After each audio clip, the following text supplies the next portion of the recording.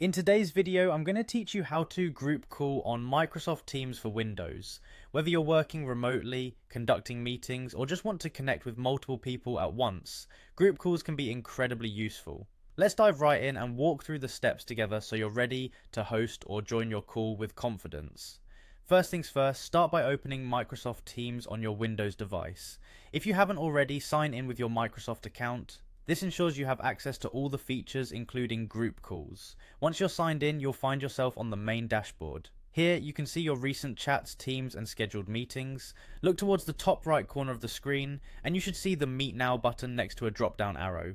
Click that drop-down arrow to reveal more options. When you click the drop-down arrow beside the Meet Now button, it expands to show several choices for how you can start a new meeting.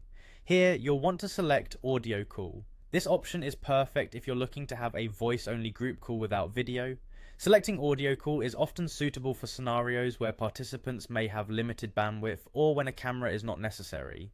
After you've clicked on audio call, a new window will pop up. This is where you can start inviting people to your call. You'll notice a search bar or an invite field which you can use to enter the names or emails of the colleagues, friends, or family members you want to include in your call. As you start typing, Teams will suggest contacts you frequently communicate with, making the process quicker and easier. Select the contacts you wish to call, and they'll be added to your call list. Don't worry if you forget someone, you can always add more people later as the call progresses. Before initiating the call, take a moment here to check your audio settings. You'll find options to adjust your microphone and speaker settings at the bottom of the window.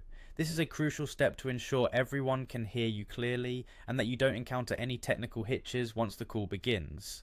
Once you're ready and your participants are selected, go ahead and click the button to start the call. Your invitees will receive a notification or a call in their Teams application, prompting them to join.